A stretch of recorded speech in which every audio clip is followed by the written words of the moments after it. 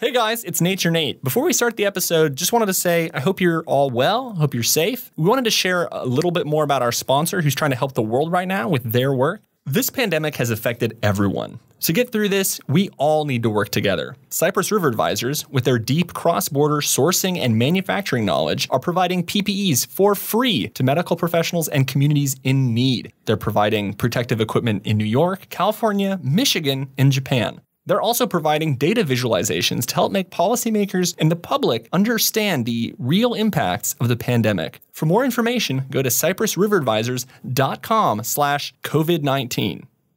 All right, now on to the episode. Hi, I'm Nature Nate, and do you ever wonder where food comes from? I didn't, but you should. And we had a rare opportunity to visit a company that designs food in the Silicon Valley.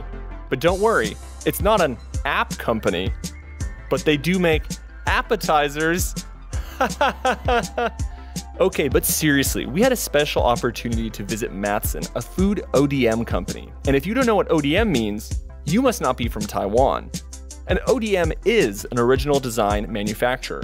These are companies that design and manufacture something to a different company's specifications, which is later rebranded under that client company. That's right, not all the food with a brand or a label is designed in-house. Just because you go to Wendy's doesn't mean that the chicken tenders from Wendy's are designed by Wendy. They use companies like Mattson to help them innovate. Mattson is a Silicon Valley-based food and beverage insights, strategy, innovation, and development firm. When we went to Mattson, we were lucky to have two of their team members, Al and Maddie, to take us around the company. I am Maddison Gurrola, and I am a product development technician here at Mattson, which means I work in the lab developing new products. My name is Al Banisch. I'm Executive Vice President, New Product Strategy and Insights at Mattson. We're going to start this episode with a tour around the factory. That's where all the food magic happens. Then we're going to sit down in Mattson's office to talk about meat alternatives, food waste solutions, packaging, and, other stuff about food. And since Mattson has designed so many different food products, we might have accidentally mentioned a few of those product names on tour, and we're gonna beep it out. Why do we beep it out? Well, this is something that we are super familiar with here in Taiwan. You think Apple makes computers? No, that's some ODM factory out there. And just like those in Taiwan, if you're an ODM factory, you gotta be quiet. You can't just say everything. For example, the huge company Beep? Well, they are a huge textile company in Taiwan, and they make beep for beep. You might even be wearing beep, right? Beep. Beep. So why exactly are we at a secret food scientist laboratory that makes food for other companies? Well, for this episode, we wanted to talk with Maddie, who works at Mattson, on what's it like to make food out of food waste and work on sustainability inside of an influential and big food company like this. That there's actually growing consumer preference also for sustainable foods and specifically upcycling, and that consumers are also relying on manufacturers to take those changes. She's trying to figure out how we can use food waste to make delicious and, importantly, desirable new types of food. If we can't solve food waste, we're gonna have a lot of greenhouse gas emissions, and we're gonna have a lot of wasted pesticides and fertilizers and water. And Maddie's someone who's working on that. Okay, let's play the tape.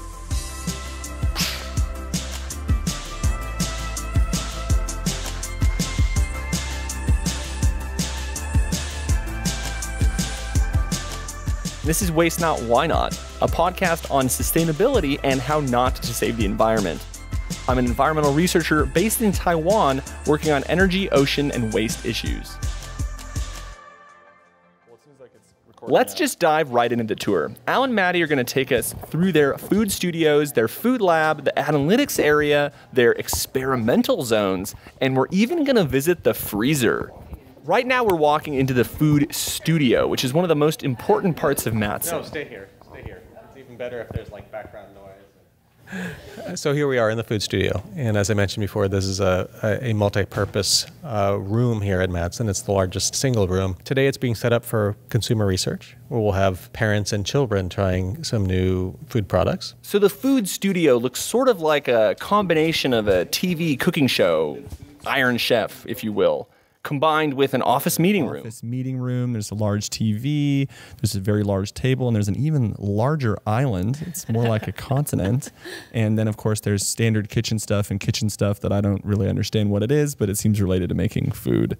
You see some of the commercial cooking equipment as well. So oftentimes when we're presenting new prototypes or something to clients, we'll do that in this room. We do employee meetings in here, and we do employee interviewing in here as well. For some of the employees, they make food for their interviews. Yeah, so that's round 3 of our interview process. It is a chopped style competition where the interviewee makes a 3-course meal for the executives of the company, because as our CEO says, you can graduate with high honors from any great school and get your food science degree, but sometimes that doesn't mean that you know how to make food that actually tastes good. So our final selection is going through and making sure that people can actually cook, and we also get to see their personality and what kind of food they like making and how that carries through the dishes that they present. Right outside the studio was a wall full of different types of food from famous brands. These food displays that look like grocery store shelves laid out throughout their offices. So you will see throughout Mattson examples of the foods and beverages that we've had a hand in formulating and commercializing. Like there's chopped salad, taco shells. We can do that as we go. You'll see. We have a lot more. Okay, this is a very small This is just sample the set. sampling, Yeah. the appetizer.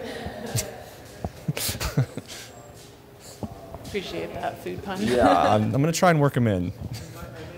Is there any particular product from this wall that you think is extra interesting? There's been a great deal of interest in plant-based alternatives to animal source products like milks and creamers and so forth formulated with plants, with peas. And that one was also really exciting because we started out with them when the company was small and in the startup stage, and we got to see and help support some of their growth to the massive corporation that they are now. And how does Mattson help these companies grow? Well, by coming up with new foods in their laboratory, of course.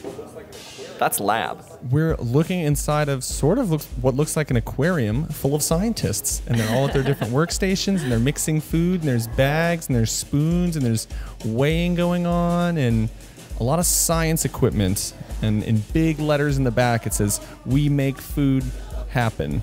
So this is a lab. You can see through this window half of the lab essentially, and then there's another half behind the other wall. When we designed this space, we intentionally created this fish tank window here to see into the space where Mattson does make food happen. But this is really the centerpiece. This is what we're proudest of here at Mattson.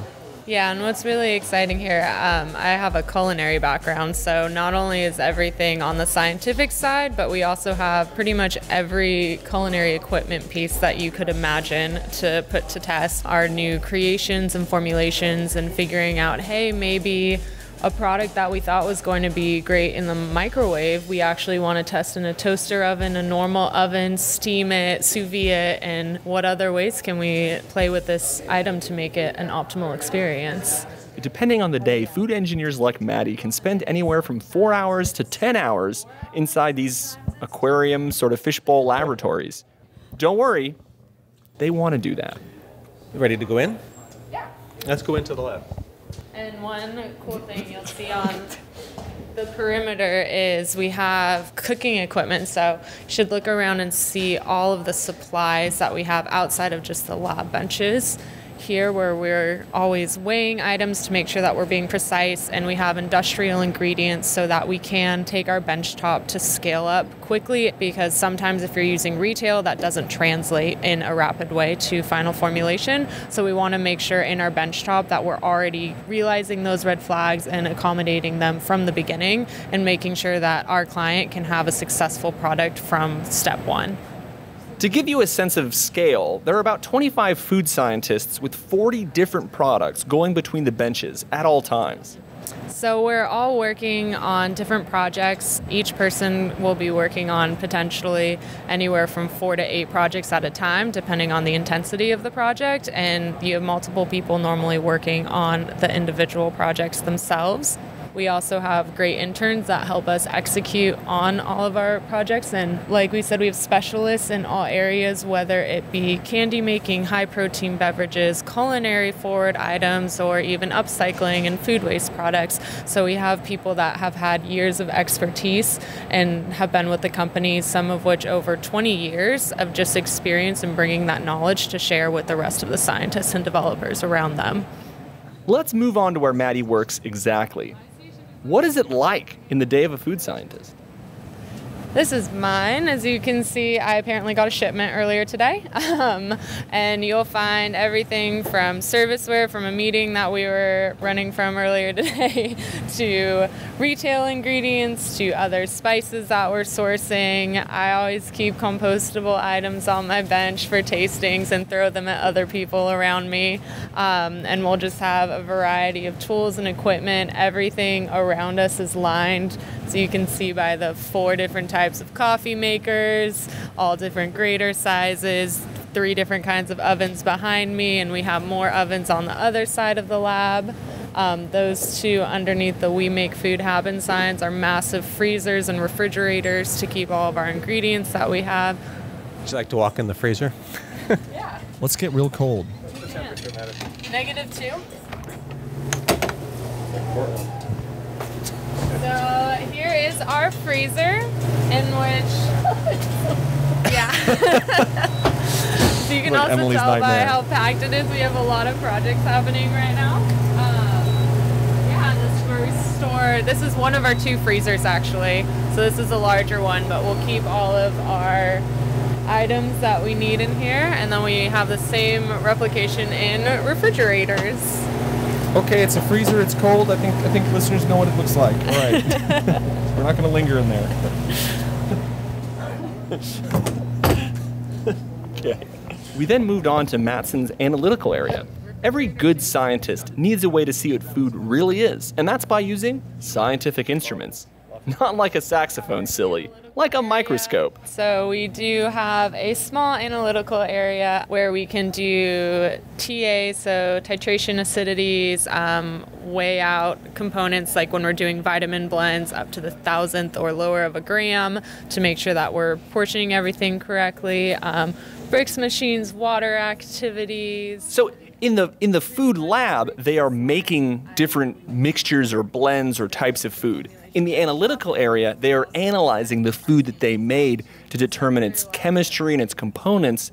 You know, what do you think a nutrition label is? You need to measure the amount of fats, calories, things like that. That's what happens in the analytical area. And that's the labby part of the lab. Yes. Definitely. And now we've walked into what looks like a grocery store aisle. So here, again, you'll see examples of Mattson's work over the years. So behind me, you see some of the beverage. You'll see soups and side dishes here, condiments. You'll see some of the fresh produce work we've done, frozen foods, frozen dessert, frozen dinners, and so forth. Again, these go back, 25 years. Some of them are new, and some are oldies but goodies. The wine bag.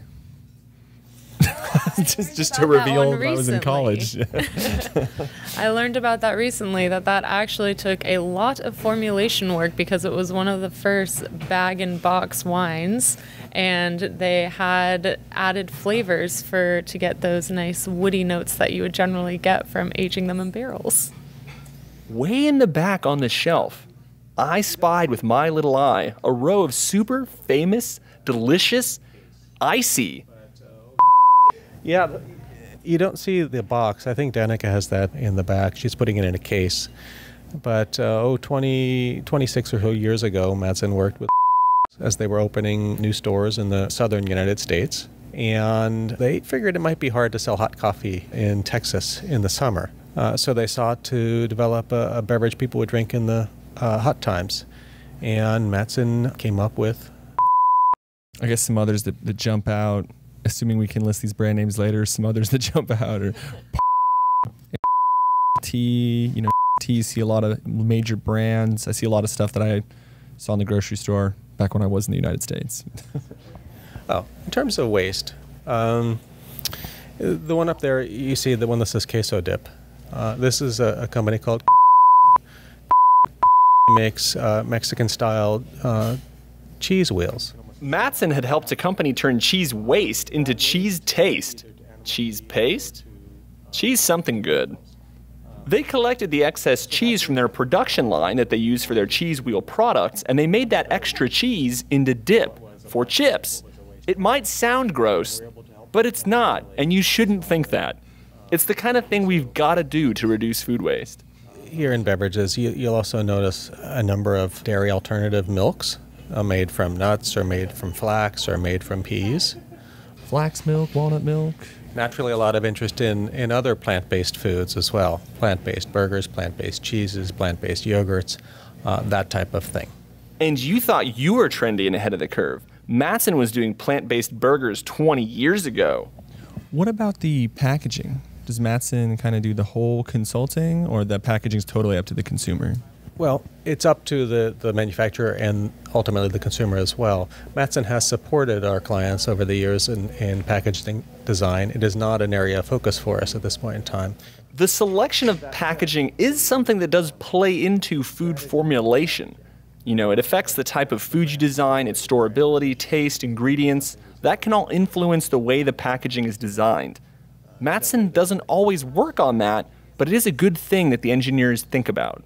You see specifically with the first compostable packaging that came out, how it doesn't keep products as airtight. So products were going bad at a faster rate than expected and not meeting shelf life. So sometimes those considerations need to be made, and we'll take in consideration other items such as modified atmosphere packaging. So if we're able from the beginning to know we can formulate with MAP, that's great, because then we can leave out preservatives or shelf life extenders, and we'll know that as a guardrail in development and benchtop, so that is actually true through execution and to the consumer. Okay, we're walking through a hallway with more shelves and their mission on the wall, which is we invent the future of food one product at a time. If you need a narrator at any time. No. Well said.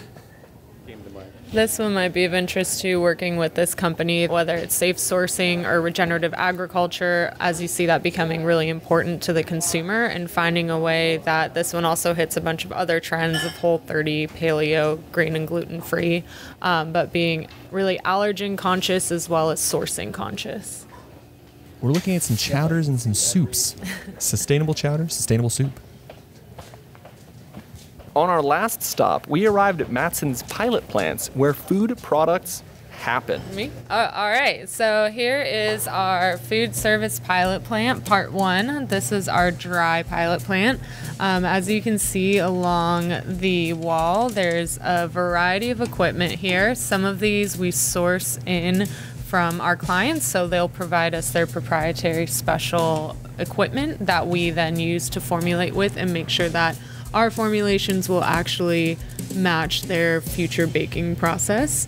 We'll also produce samples in here for a variety of consumer needs, our clients' needs, and we have pretty much every equipment possible to take new approaches at testing different techniques and creatively thinking about novel ways to explore new baking or preparation. We're looking at the dry plant, which looks, to my untrained eye, sort of like a kitchen. Some heating elements and some spinning elements and a lot of steel. Looks clean. All right, so here we can poke our head in, but we can't go all the way in. This is our wet plant. So in this area, we have what we call a microthermics machine, which processes ultra high temperature and pressure. And over here comes some food, or something like food. Or I believe they're making ice cream right now. So we can process all protein beverages, so benchtop doesn't exactly replicate that. So we have a machine, which I believe is around $30,000 or so, in order to replicate what would actually happen at a plant trial and scale up. We also have steam jacketed kettles, ice cream machines, steam baths all along the side. And those will do a variety of different tests. One of them before was testing coffee can explosions that was happening for a while to make sure that the under carbonation, it could actually survive heat transportation, and that we are developing to minimize losses in supply chain. We don't want our coffee exploding. No, that would be a bad thing. This is good news. Okay, leaving the wet lab. It looked like the dry lab, but more wet. Okay, now we're walking into the office part. Yeah. And we're walking into Al's office. All right, the tour's over, and it's a good time to take a break. When we come back, we're going to talk with Maddie and Al about food and the W word, which is waste. Just so we're clear. Okay. Do you like learning things? Well, good news. Waste Not, Why Not is a part of a podcast network and company called Ghost Island Media. If you want to learn more about Taiwan, you can listen to The Taiwan Take, where we talk about current affairs. And by we, I mean other people on the network, not me. But you can listen to that show and learn about baseball, trade, impacts of coronavirus. You can learn about the Taiwan elections. You can dig deep on Taiwan. Where else are you going to hear about Taiwan? Nowhere. You're going to hear about it on The Taiwan Take. What about metal? Do you like heavy metal music? Do you like Freddie Lim, who's a metalhead politician? Then you're going to really like Metalhead Politics, where Freddie and Emily, who was on this West Coast tour with me, talk about metal music and politics. It's dope. I actually listened to it. They didn't tell me to do this ad plug. I actually enjoy the show. And you will too. So go listen to Taiwan Take and Metalhead Politics. Go on, listen to them. You'll like them. And if you don't, just keep listening to this show. All right, back to our interview with Maddie and Al. In this next part, we're going to talk about food waste, meat alternatives, sustainability, packaging. We're going to talk about how you can design food to be more sustainable, or if that's even possible. Let's get started. Okay, cool. So should we just get started with some questions? I think we asked one question earlier about why is Mattson here? Why are we in Silicon Valley? It's the perfect spot for everything happening. I think it just happened to be the place where our founder, Pete Mattson, lived. That said, it turned out, in hindsight, to be the perfect place. It is this confluence of the Silicon Valley and the spirit of innovation, the activism that you get from across the bay in Berkeley, the aspiration from Napa, and all of the biotech and new way of thinking about food that comes from South San Francisco as well. So if we were starting Mattson again from scratch and could pick anywhere in the country to be, this is probably where it would be. That's great. And so that kind of puts you in the perfect place to connect with the trend of meat with alternatives, more sustainable food, zero waste. How have you seen growing interest in meat alternatives develop, and how do you see that developing into the future? There are a couple of drivers. Consumers are looking for foods that are lighter, for foods that are healthier, for foods that are friendlier from an animal welfare standpoint, and for foods that are more sustainable. So when it comes to meats, plant-based meats are described as providing a lighter feeling. Consumers say they don't feel as weighed down. And in terms of more sustainable for the world, we know that it will become more and more difficult to feed humans with animals.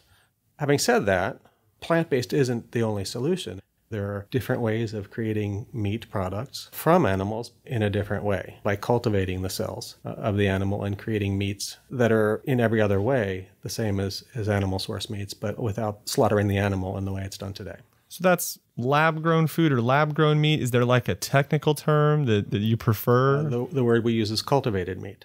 And we often draw the analogy to propagated plants. When you think about plants, you can take a cutting of a healthy plant and put it in a fertile environment and watch it grow. So that host plant remains healthy, and the propagated seedling is healthy, and you have a whole new plant. That's the way we think about cultivated meats as well. You take a cell from a healthy animal, and you put it in a fertile environment, and you grow it. I mean, ultimately, sometimes you hear the word cell-based. The fact is, everything, whether it be from a plant or an animal, is cell-based. So there's kind of you might be able to summarize and say there's a growing consumer preference for just these balanced diets, these lighter diets. It's not necessarily that everyone is becoming a hardcore vegan. It's just that people want maybe less meat. They want to, Exactly. They want less meat. And the good news is there are lots and lots of good options for them, more than there've ever been. For me, I rarely eat red meat. I honestly can't remember the last time that I purchased it, but I'll go for at the grocery store if I'm feeling like maybe a meat option. Go explore the plant-based options first and see what catches my eye there. I'll go for plant-based bacon also because I found one that I just really like the taste of. So finding ways that, just personally speaking, that's one way I'm hopefully reducing my carbon footprint by choosing these options. Has working at Mattson kind of changed the way you look at food, or were you already looking at food in this kind of critical way before you came here? It has definitely advanced how I think of food. I think just coming to Mattson, you already had to have that critical eye and passion there, but exploring and also having other people challenging your taste buds and challenging new product ideas, and all regularly get into friendly disputes with coworkers over what is better for what reasons, whether it's health or sustainability, and encouraging each other to try new items, and also growing an appreciation for those things that I probably previously wouldn't have explored on my own, or it would have taken me longer to get to that point. Okay, cool. Let's move into sustainability. So there's a lot of discussion about food waste. Food waste is a major contributor to greenhouse gas emissions, water loss, just general waste and logistics issues. What is Mattson doing with food waste? How are you able to turn, maybe food waste isn't the right word, maybe like pre-loved food. I'm not sure what the technical term is, but how do you make this food that someone else was near into food that someone else can enjoy? I like that you pointed that out, because food waste is one of those terms that often makes consumers hesitant. And I think it's important that when talking about food waste, you're really talking about 3 different types of categories of food. You have what can be recovered and returned for immediate human consumption. Maybe that's surplus bread or surplus and imperfect produce. Then you have manufacturing waste areas. So that's where when you're making apple juice, you're going to have apple pulp left behind. And then your last areas are what we consider inedible food waste, and that's organic materials sent to end-of-life areas, whether it's anaerobic digestion, composting, or what we'd never want to do, landfill. So Mattson's big area of focus is on that manufacturing portion, and either helping our clients with the circular economy approach figure out how not only to reduce that waste, but turn it into a value-added product. And then we also have done research in the upcycling area and figuring out how to get that in front of consumers in a way that's appealing. And it's not waste anymore. It's a value-added product. They're doing something sustainable. They're helping the environment. Even as Maddison described it in manufacturing, what we're talking about is often byproduct, not waste. It's used to make foods that consumers are going to eat and enjoy, but there's nothing bad about this byproduct. The opportunity is to do something more productive with it. And that's where Mattson comes in to help their clients re-envision every ingredient of their manufacturing process.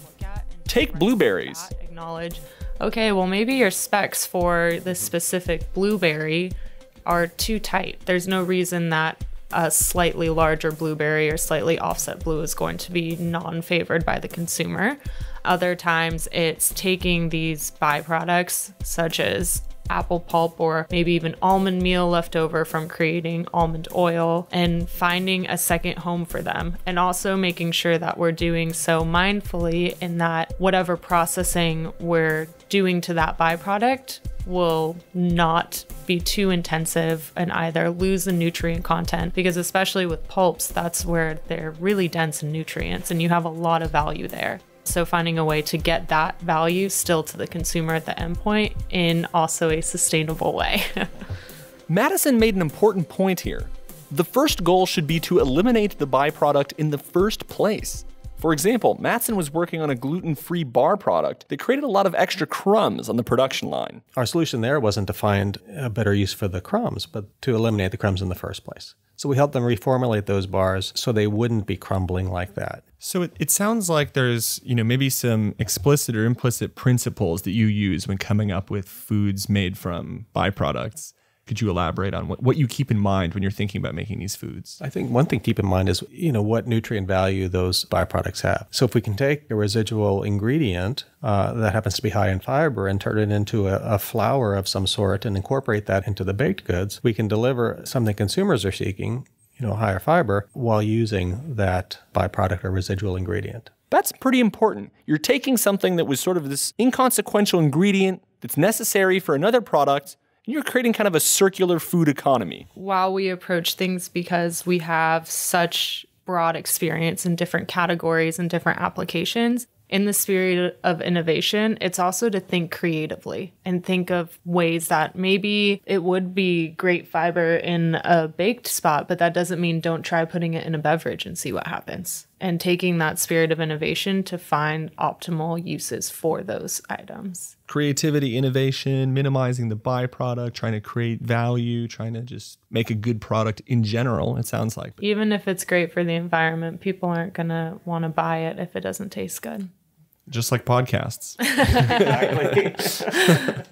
I guess I kind of realized one other question would be, how much have you seen sustainability become like a really strong preference, maybe from your clients or from consumers? Well, I can go on a little tangent if you have the time.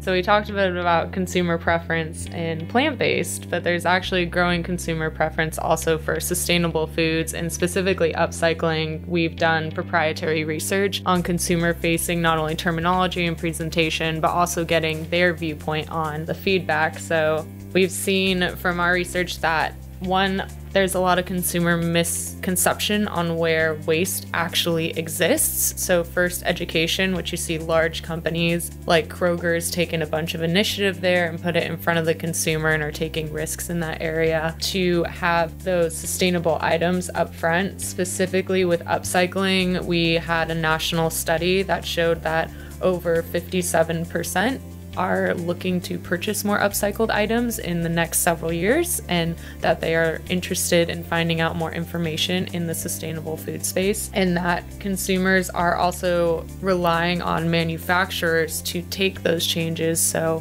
whether it's things like 2030 and food waste champions for people reducing, and these companies taking large pledges that now they have 10 years to meet those goals, to smaller initiatives, or not small, but the state of California, for instance, has two major food laws passing, SB 1383 for food waste reduction, as well as SB 1355, I believe, for sustainable packaging, to where by 2022, all food service providers have to have recyclable or compostable packaging for the state, or else they will be fined. So you're seeing one, consumers driving that, and that can either be through logos like regenerative agriculture, or having other companies like really putting that forward and being a driving factor, as well as having now government stepping in and having a larger role, just like the FDA, EPA came together to put together a larger national effort in order to reduce food waste and also target not just the upcycling and consumer-facing products, but also ways to get food recovery more supported and different end-of-life solutions further advanced. So is Mattson also participating in this policy process, sort of like NGOs, community groups, kind of having this discussion, or is this just purely amongst other corporations? So Mattson was the first associate member of the Upcycled Food Association, which is a new nonprofit looking to advance upcycle foods, specifically in packaged and consumer-facing areas. They have a coalition of a bunch of really great companies, either that have packaged goods on the market or are ingredient suppliers in the space, and they're working to find ways to get consumer-facing terminology out there in a friendly way. So we're not using the W word, but a more appetizing word. So we're involved with them, as well as we have our own proprietary research that we work on. So we're staying ahead in the space, and we can also relay that information to our clients and have our clients be informed on ways that they can have a way reducing their waste. And that can be something as simple as having a library of upcycled ingredients that I've started whenever we have a new upcycled product. so that people, even if they're not looking to develop a sustainable product, have these sustainable options on hand to test in their formulation so that maybe they can sub in a sustainable item over the conventional one. I just saw one last fun tip. We like to end the episodes with, just like something people can do, something people can take home. Since you work on food waste, what's like one easy tip that listeners could take home to kind of lower their own impact at home? Oh, probably shopping smartly. It's such an easy one, and one that I think people overlook, but there's been some really interesting studies on purchase habits in that we as consumers just want to buy what we see in store. So we'll buy those extra berries and we'll buy those extra items and then never end up eating it. Or we aspirationally will get to it and we don't. So I would just challenge you, make those leftovers taste good and find new ways to eat your food. I now eat my strawberries with all of the tops, greens and all on them, because it really tastes good and you don't notice. That way you have no waste at the end. Waste not your strawberry tops. Why not eat them? Exactly. Thank you so much, Alan Maddison from Mattson, for speaking with us today. We really appreciate you taking the time and showing us around your lab, showing us around your foods, and explaining so much about the W word and ways we can kind of make food more sustainable and more delicious. Yeah, thank you for coming. Well, that's it for our interview with Mal and Addie and for our tour of Mattson. I think it's a really special opportunity that we got to go inside of a food company, see how they design food, and ultimately how that relates to sustainability. The main thing I want everyone to take away from this episode is, be like Maddie. She's the only food waste person at Mattson. Other employees at Mattson kind of refer to her as the recycling lady. You can be that champion in your office and make a change. Maybe it's small, maybe it's large, but you can make changes in your communities, in your place of work. Just be like Maddie.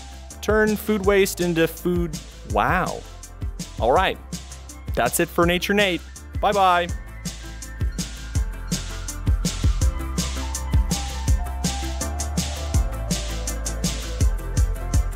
I'm Nature Nate, and this has been the Waste Not, Why Not podcast, recorded in a really dope food lab in Silicon Valley, and then later recorded in a hot room in a Bitcoin exchange called MyCoin in Taipei, Taiwan.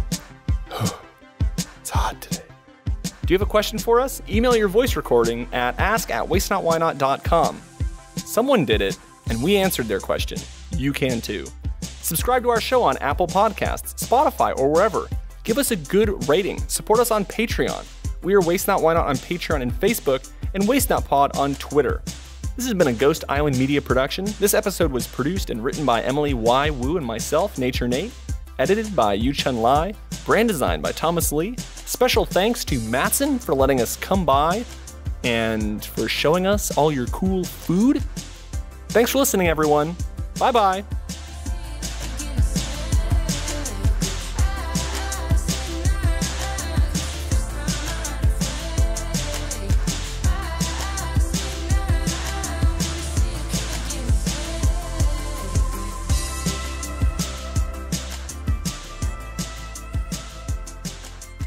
And what did you cook for your interview? I believe I was the first person to ever cook this. I cooked a brunch item because my interview was in the morning. I did a deconstructed Bloody Mary salad with some celery as the base, as well as pickled tomatoes and Bloody Mary seasonings. And my second course was a not cooked sunny side up egg with a meringue and acid cooked egg yolk, as well as a toasted bagel with salmon mousse for lox. And my last course, because I had a food waste startup before working here full time, so I shared with them the final formulation of my food waste product. Well, if you ever need help eating some of those interview foods, let me know. We'll come back.